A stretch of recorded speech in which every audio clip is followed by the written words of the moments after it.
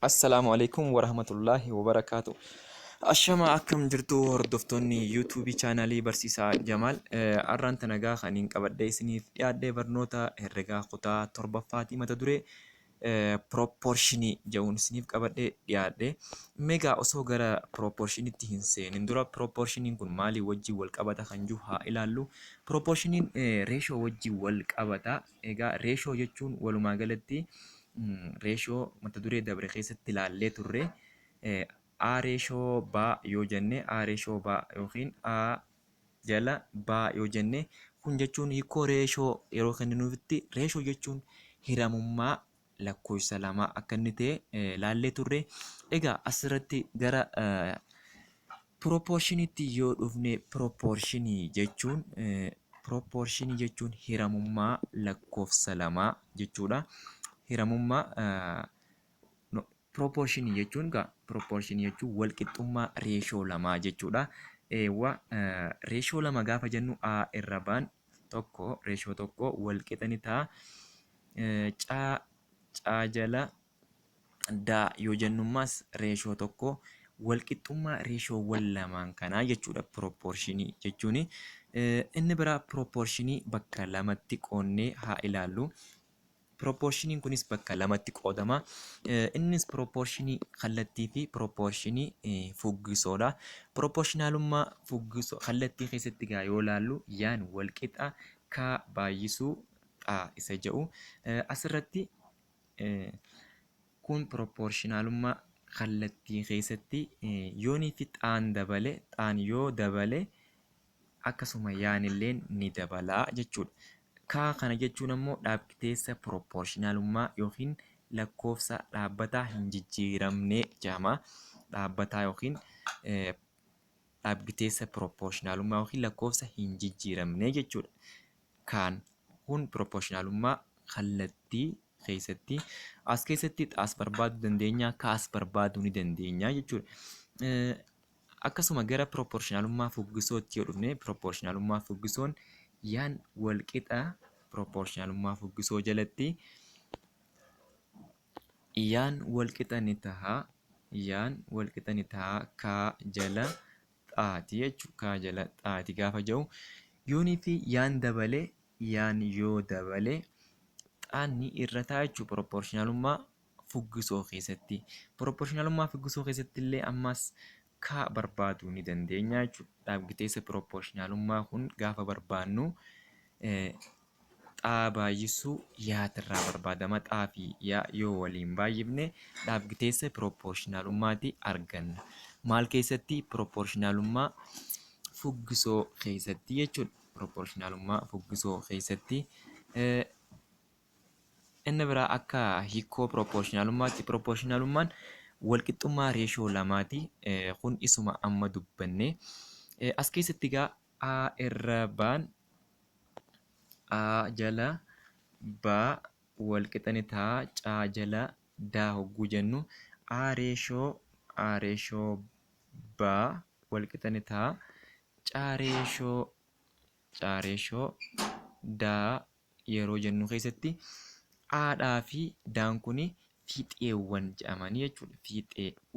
Fiixeewwan yoo ta'ani akkasuma baadhaa fi caan giddu galeessa jedhamu jechuudha.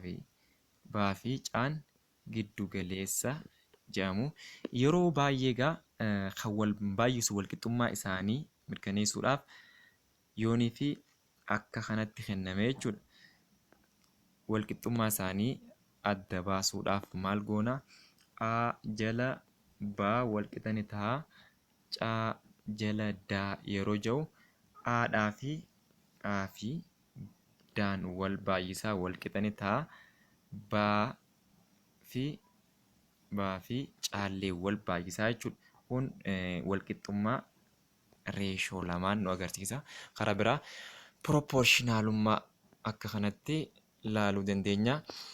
Mee fakkeenya tokko haa ilaallu. Lakkoofsi kophee warshaa kophee tokkoon hojjetame pirooporshinaalii kallattii lakkoofsa sa'aatii itti hojjetameeti jedha.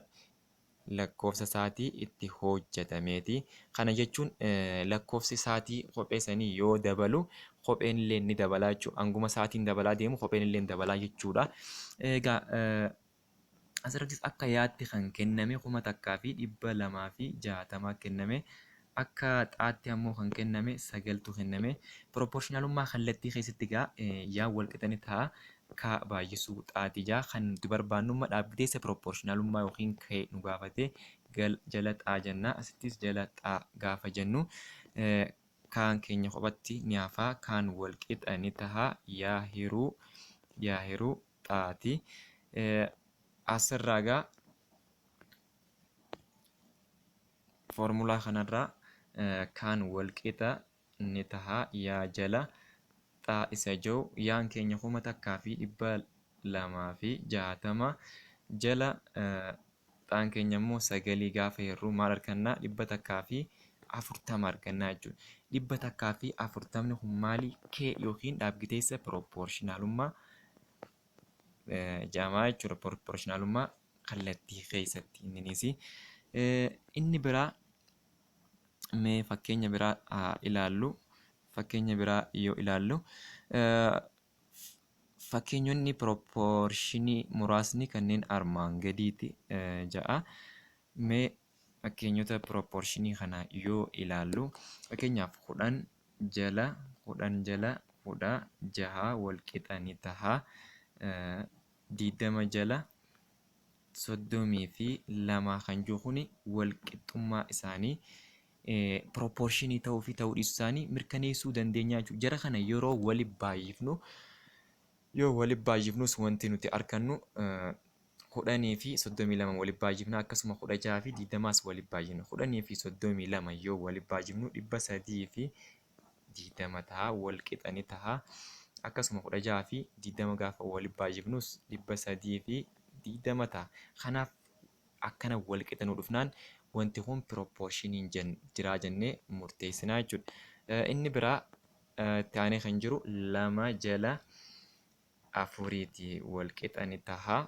5 jala 10 kan jiru jara kanaas jiru waliin baay'ifnu qaxxaamura waliin baay'ifnaa jechuudha. Akkuma reefu jennetti fiixeewwan wal baay'isaa giddu galeessi wal baay'isaa jenna. As keessatti amma 4 fi 5 giddu galeessa yoo ta'u 2 fi 10 akka fiixeewwaniiti. Fiixeewwan jedhamu. Amma 2 fi 10 gaafa waliin baay'ifnu 20 argannaa. Akkasumallee 4 fi 5 gaafa waliin baay'ifnus 20 argannaa jechuudha. Kanaaf wal qixxummaa reeshoo lamaa nuuf mirkaneessaa jechuudha. Inni itti aanu fakkeenya 7ffaarra kan jiru reeshoowwan lamaan armaan gaditti kennaman jeeti 16 jala 80 wal qixani ta'a 2 jala 10 kan jiru kana keessatti tarmoota fiixeewwanii fi tarmoota gidduu adda baasee jira. As keessatti egaa tarmoota fiixeewwanii fi tarmoota gidduu gaafa jennu 16 jala 80 wal qixanii fi 16 jala 80 fi 2 jala 10 kan jiru kana keessatti 16 fi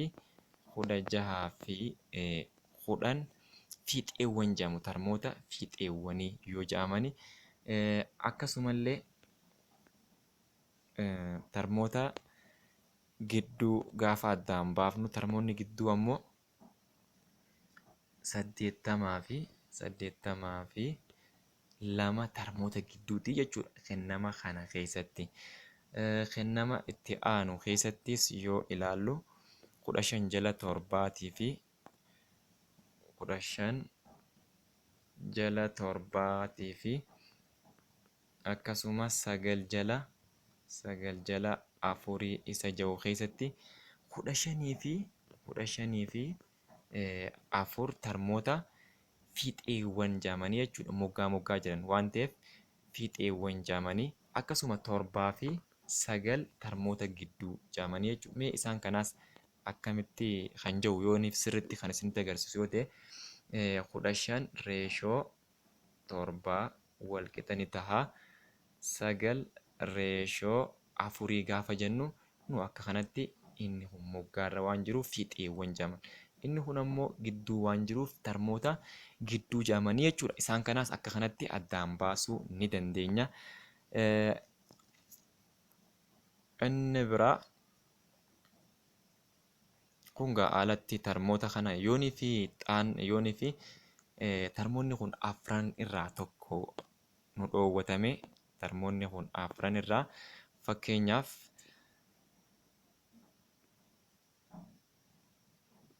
asumatti kan kennamee jiru kana yoo ilaalle 30/24 walqixa ni taha 35/5 yaa kan jiru kana yoonii fi yaa barbaadii jaamne yaa barbaaduun salphaadha jechuudha.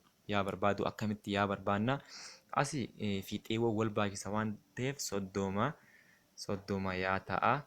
Akkasumallee 24 fi 35 wal baay'isa. 24 baay'isuu 35 yoo jenne wal baay'isa. Amma gama lameenuu 30 irraa maal kophatti hambisuudhaaf yaa kophatti hambisuudhaaf asittillee jara lameen waliif baay'ifneeti 30 ni irraa jara lameen gaafa waliif baay'atullee 840 ta'a. 840 gaafa 30 firru yaan keenya wal qixa ni ta'a. Kun asitti waliin badeeti yaan kophatti kanaafuu yaan wal qixa 28 ta'a jechuudha. Yaan keenya 28 ta'a jechuudha. Isaan kana gaa deebinee yoonii fi waliin madaallee wal qixxeessine 30 yoo wal qixxeessinu 30 jala 24 wal qixa ni taha. 35 jala bakka yaasanitti 28 yoo buufne jarri kun reeshoon isaanii wal qixxeedha jechuudha. Proportionii jechuun wal qixxummaa reeshoo lamaati waan ta'eef proportionaalummaadhaan jira jenna jechuudha. Karaa biraa proportionaalummaadhaan jiru jenna jechuudha. Inni itti aanu gilgaala 3.2tu aanee jira. Gilgaala 3.2 kanallee isiniif dalageetiin jira. Kun waan irra deebii barbaachisu hin qabu. Mee mata duree itti aanu haa ilaallu. Dhibbantaa gara firaashinii fi deesimaalitti jijjiiruu. Dhibbantaa gara firaashinii fi deesimaalitti akkamitti jijjiirra kan jiru yoo ilaallu mee salphumatti gaafiiwwan sasalphoo jiran haa ilaallu. Inni jalqabaa firaashinii gara deesimaalitti jijjiiruudha. Mata dureen jalqaba kenname firaashiniin tokko yoo kenname fakkeenyaaf 3 jala 8 kenname yoo ta'e 3 jala 8 kenname firaashiniidhaan yoo ta'e akkamitti gara deesimaalii jijjiirraa kan jiru waamamaa isa gubbaa kana fuunee isa jalaa waamsisaa kanaaf irraa jechuudha. Waamsisaadhaaf irraa kana jechuun 3/8 jechuudha. 3/8 gaafa hirru hin gahu waan ta'eef asitti tuqaa kaanneeti lakkoofsa biraa duubaan 0 daballa. Tuqaa kaannee 0 gaafa daballu 38 meeqa gaafi 30 gaafa 8 hirru 3 gaha jechuudha. 3 gaha 3 baay'ee 8 jechuunis 24 waan ta'eef 30 irraa 24 gaafa hirrifnu 6 nu hafa. Ammallee 6 hin gahu waan ta'eef 60 goona. 60 8 gaafa hirru 7 gaha. 7 baay'isuu 8 jechuun 50 fi 6 60 irraa 56 gaafa hirrifnu 4 hafa. Amma 0 bira kaannaa 40 8 gaafa hirru 5 gaha jechuudha. Kanaaf 5 baay'isuu 8 meeqa ta'a? 40. 40 irraa 40 asitti 0 ta'a.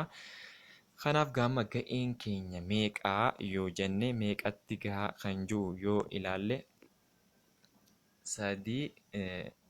8tiif yeroo hirrutti meeqa arganne duwwaa tuqaa 3.7 arganne jechuudha. Inni kun maali? Deesimaaliidhaan jira jechuudha. Deesimaalitti deebifnee jirra jechuudha.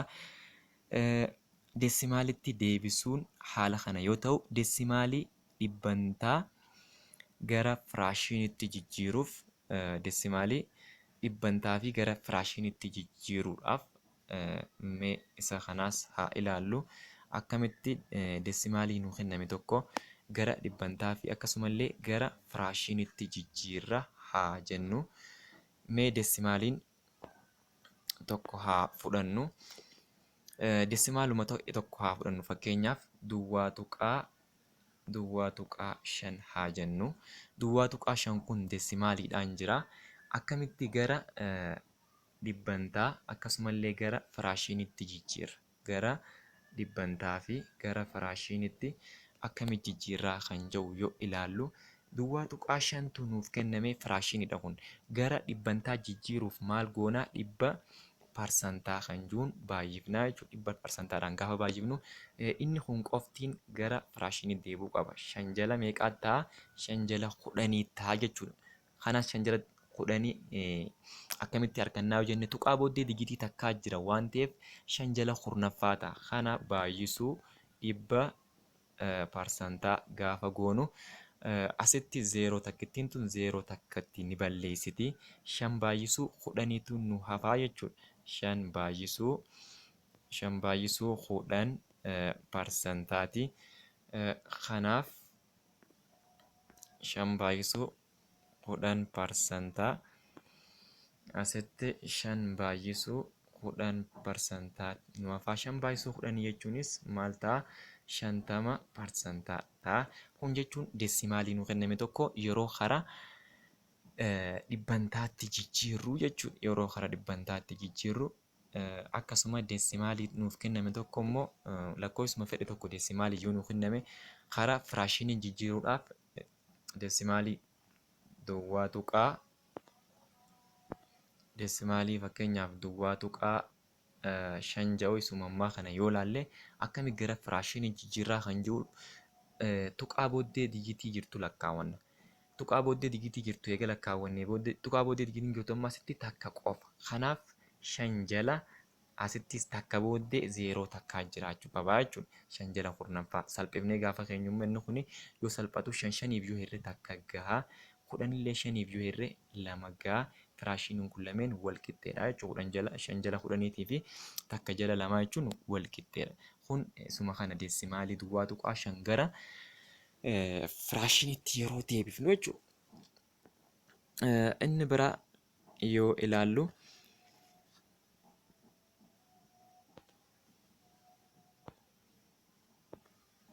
fakkeenya asirraa kennamee jirus takka tuqaa 5 6 8 kan jiru gara firaashinitti deebisuudha. As booddeerrattis akkuma ammaan tana laalle tuqaa booddee digirtuuwwan jirtu lakkaawannaa takka 2 3 jira. Tuqaa booddee digitii 3 jira eega ta'ee maal goonaa? Kana jechuun takka booddee 0 3 yoo jiraatte maal ta'uu nu agarsiisa? 1 ta'uu nu agarsiisa. Kanaaf jala 1ffaa goona. Meeqa jala 1ffaa? 1 takkaa fi 568 tuqaan oguu jidduu baatu jala 1ffaa ta'a jechuudha. Inni kunis salphatee taa'uu ni danda'a. Salphatnee gaafa keenyu 1 takkaa fi 568 1 takkaaf 568 jala 1 gaafa gabaabsinee yookiin salphifnee yoo keenyu maal ta'a? 100 fi meeqa ta'a? 196 jala 125 ta'a jechuudha. 125 asirratti lakkoofsi kun wal faana waan wal fakkaatuuf hirameeti kan kana nuuf fide. Meegaa gara mata duree itti aanutti ammas haa yaanu asumarraa kanneen armaan gadii gara dhibbantaatti jijjiiri jedha. Mee gara dhibbantaatti akkamiin jijjiirra? Fakkeenyaaf lakkoofsi nuuf kenname kami? 4 jala 5tti nuuf kenname. 4 jala 5 nuuf kenname kana akkamiin gara dhibbantaatti jijjiirra jechuudhaaf isuma kana dhibba parsantaadhaan baay'ifna. 4 jala 5tiin nuuf kenname gara dhibbantaatti yeroo jijjiirru 4 jala 5 baay'isuu dhibba parsantaati. Dhibba parsantaan gaafa baay'ifnu asumatti gaan 4 baay'isuu dhibbaa gaafa goonu dhibba afur dhibbantaa jennee jala shanii gaafa goonu afurtama gaafa shaniif irraa si qoodannee afurtama shaniif dandeenya shaniif gaafa yeroo takka ta'a afurtama shaniif irra jechuun meeqa ta'a 80 ta'a jechuudha 80 dhibbantaati garamitti yeroo jijjiirru gaama kun dhibbantaatti yeroo jijjiirru jechuudha inni biraa duwwaa tuqaa okay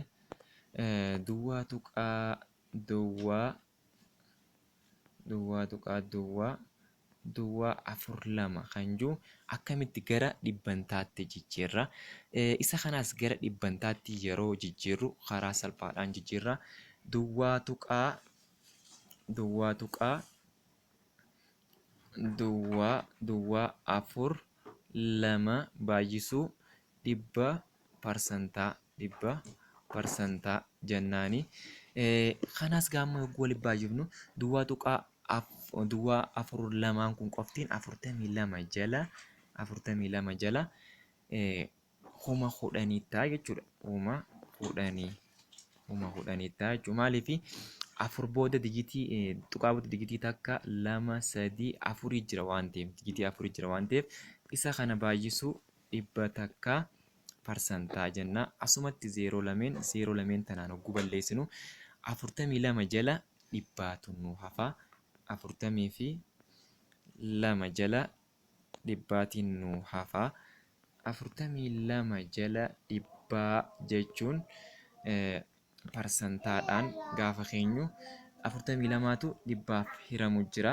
42 dhibbaaf gaafa hiramu duwwaa tuqaa afur lama ta'a jechuudha. Duwwaa tuqaa afur lama parsantaa ta'a jechuudha.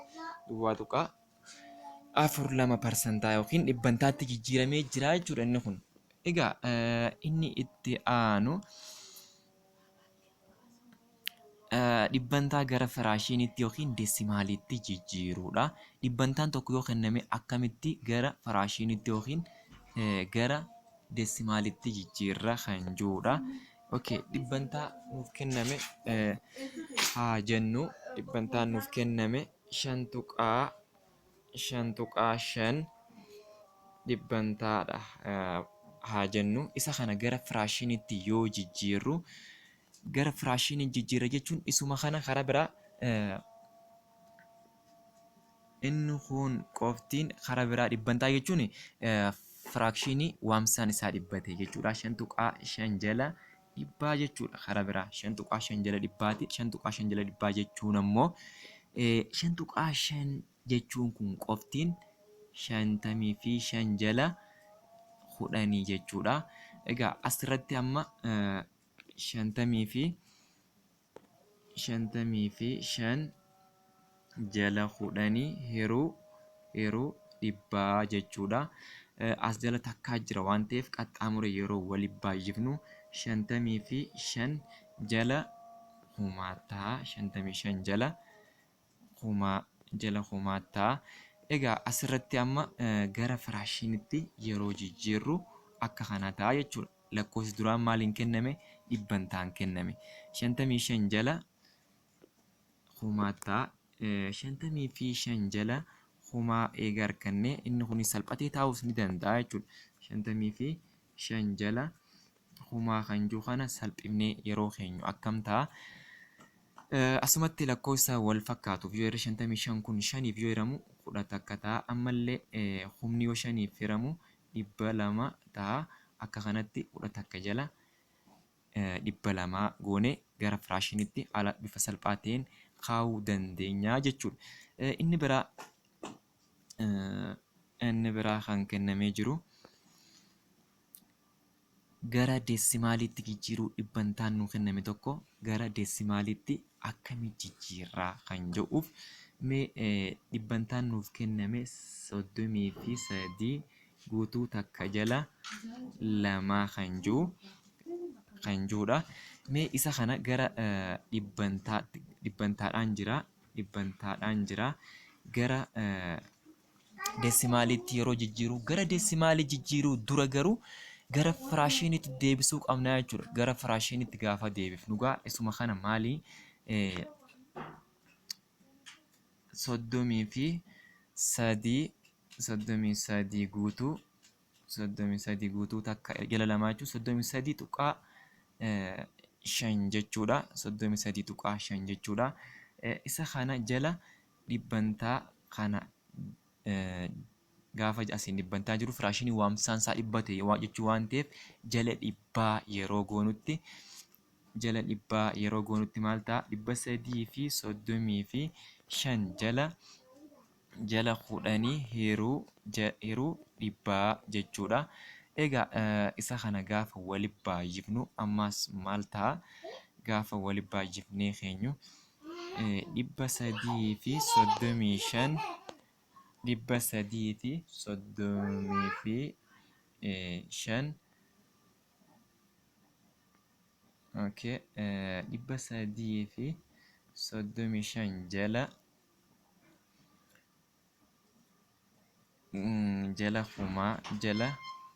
jala kumaa ta'a. Kanas gaafa salphifnee dhumarratti gaafa keenyu maal argannaa? Duwwaa tuqaa 335 argannaa jechuudha. Duwwaa tuqaa 335 argannu ta'a. Egaa asirratti ammaan tana garamitti yeroo jijjiirru dhibbantaa kenname tokko yerootti gara deesimaalitti jijjiirru jechuudha. Gara firaashiniitti akka jijjiirrus ilaallee jirra. Kun ammoo gara deesimaalitti yeroo jijjiirru kan nu agarsiisudha. Mee inni biraa mata dureen itti aanu kan kennamee jiru lakkoofsota dhibbarraa kan jirudha.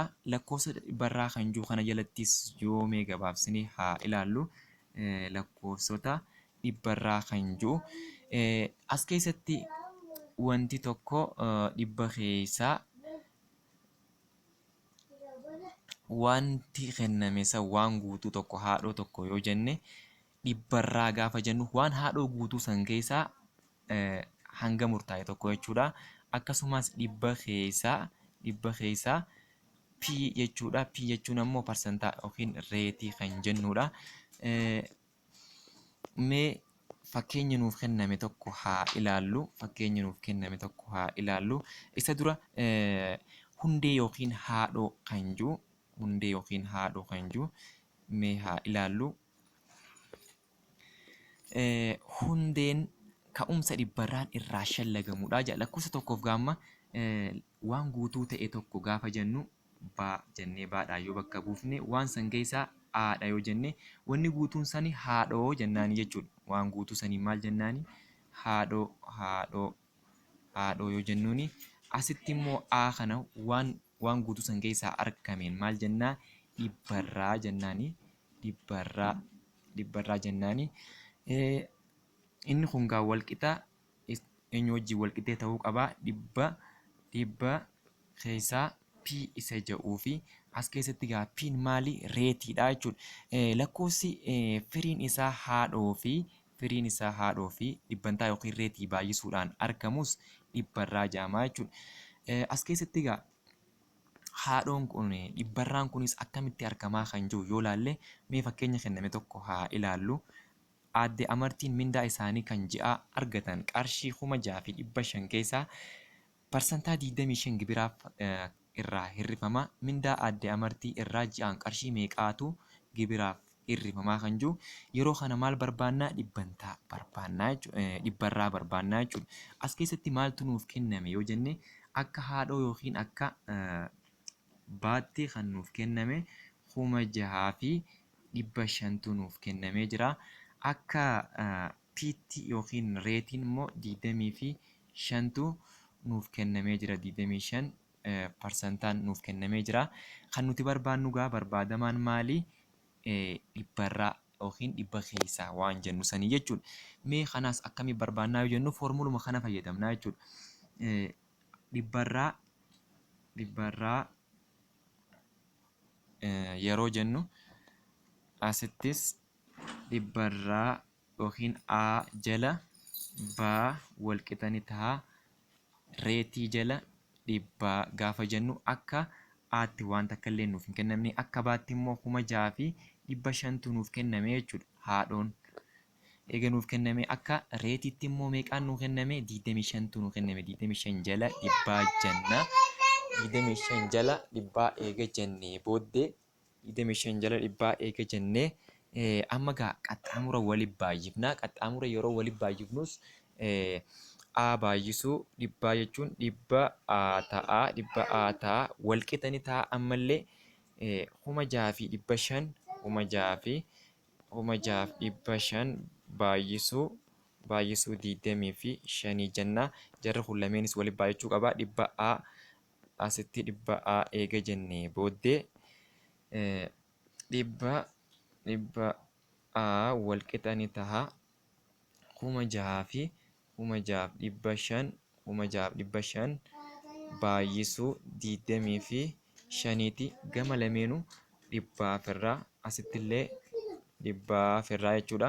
Kana booddee dhibbaan ni badaa aan kophatti hafa jechuun 6,500 baay'isuu 25 jala dhibbaati jala dhibbaa asitti zeeroon lameentu zeeroo lameen tana gaafa balleessitu maaltu hafaa 65 baay'isuu 25tu hafaa aan walqixani ta'a 65 baay'isuu 25tis maal ta'a 1,625 ta'a jechuudha. Kun maali dhibbarraa gaafa jennu gaa waan isiin yookiin adde amartiin ji'atti gibiraaf kafaltu dhibbarraa.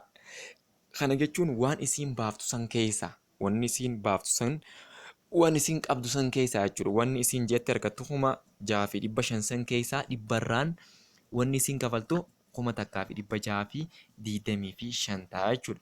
Dhibbantaan immoo parsantaan jechuu garaagarummaa qaba. Dhibbantaan gaafa jennuu fi dhibbarraan gaafa jennu garaagarummaa qaba jechuudha. As keessattis ammaan tana a jala gaafa foormulaa kana walqixxeessinu a jala baan walqixani tahaa paa jala dhibbaa kan jiru kuni maal garsiisa yaadrimee pirooporshinaalummaa agarsiisaa jechuudha. As keessatti gaafa yaadrimee pirooporshinaalummaa agarsiisa gaafa jennu 1,625 jala 6,500 kan jiru walqixa eenyu ta'a 25 jala dhibbaati wajjin walqixxeedha jechuudha. Mee tolee barnoota keenya har'aan tanaa asuma irratti haa goolabnu. Warreen chaanaalii kanaaf maatii hin ta'in sabiskiraayib gochuudhaan maatii naaf taatanii isinillee koomentii keessan kaa'attanii koomentii keessan irratti koomentii bareedaa keessanii maatii naaf ta'e kan jettu yoo keessan anillee koomentii keessan laalee maatii akkaan isiniif ta'u. Amma warreen chaanaalii kanaaf maatii taatan laayik sheer godhaatii koomentii kaayaa isinillee ja'a galatoomaa asuma irratti dhaabna waan na hordoftaniif baay'ee galatoomaa jechaa barnootatti aanuun hanga walitti deebinutti nagaan naaf